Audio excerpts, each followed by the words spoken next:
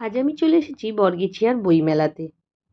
তবে এর আগে আমি কোনোদিন বর্গিছিয়ার বইমেলাতে আসিনি। বর্গিছিয়া হয়তো অনেকবার এসেছি, কিন্তু এই বর্গিছিয়ার বইমেলাতে আমার ফার্স্ট টাইম।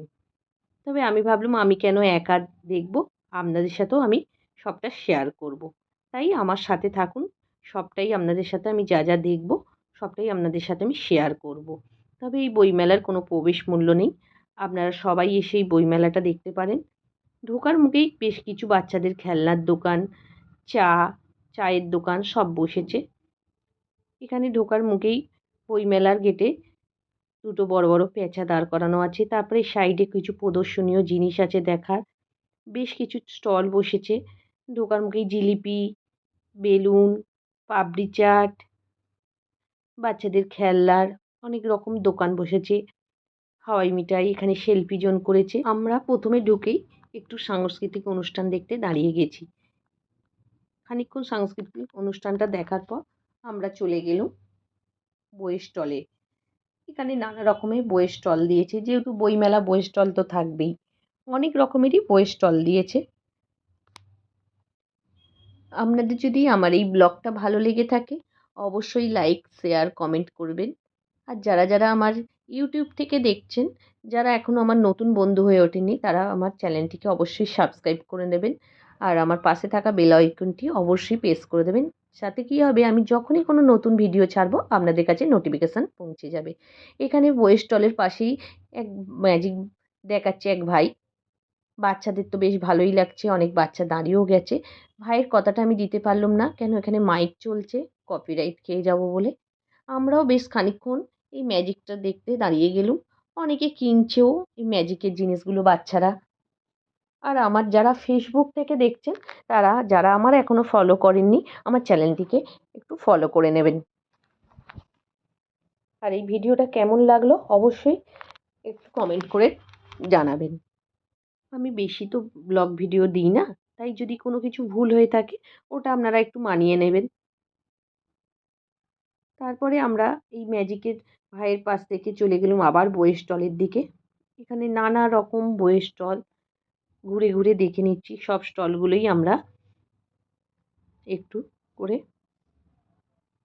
তারপরে বইয়ের স্টলটা দেখা হয়ে যাবার পরেই আমরা চলে গেলাম অন্যদিকে। অনেক কিছু স্টল বসেছে সেগুলো দেখার জন্যে।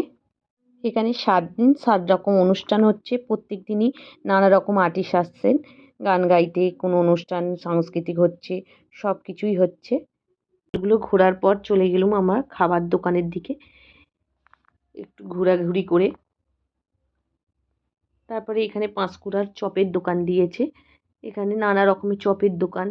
তার পাশেই আছে chow mein, egg roll, Mughlai, fish fry, নানা রকম চিকেন কষা, অনেক রকমেরই দোকান স্টল দিয়েছে। এখানে বসে খাবারও ব্যবস্থা আছে। তারপরে আর্টিফিশিয়াল অনেক ফুলেরও দোকান দিয়েছে। হরেক রকম মালের দোকান আছে, নানা রকমের দোকান।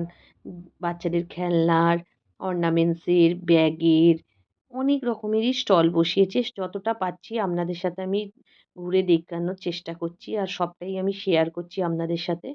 মানে কানের দোকান আছে অনেক, নানা রকমেরই স্টল দিয়েছে। এখানে প্রচুর খাবার দোকানেরও আছে। তারপরে আমরা সবটা ঘুরে দেখার পর আমরা চলে গেলাম, এখানে বেশ কিছু দোলনা বসেছে। সেখানে অনেক দোলনাও চাপছি, বাচ্চাদের মিকি মাউস বসেছে। তারপরে আমরা ঘুরে দেখতে দেখতে আমরা খাবারের কাছে চলে গেছি। এখানে চটপটি বসেছে। মেলাতে বেশ ভালোই ভিড় হয়েছে, যেহেতু একটু ঠান্ডাটাও পড়েছে তাই অতটা ভিড় হয়নি, বেশ মোটামুটি ভিড় হয়েছে। তারপরে এই সব ঘোরার পর আমরা চলে গেলাম খাবারের দোকানের কাছে।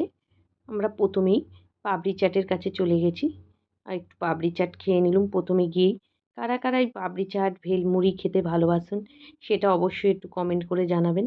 আশা করি অনেক সবাই ভালোবাসে প্রায় এই পাপড়ি চাট, ভেলমুড়ি, ফুচকা এইসব খেতে। তবে আমরা প্রথমেই পাপড়ি চাট খেয়ে নিলাম। তারপরে পাপড়ি চাট খাবার পরেই দেখা হয়ে গেল ওখানে আমার মায়েদের সাথে, আরও দিদিদের সাথে।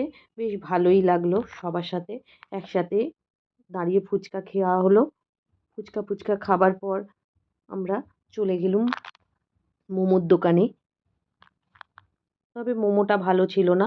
মোমোটা বলে দিচ্ছে চিকেন মোমো, কিন্তু পুরো ভেজ মোমোর মতন খেতে।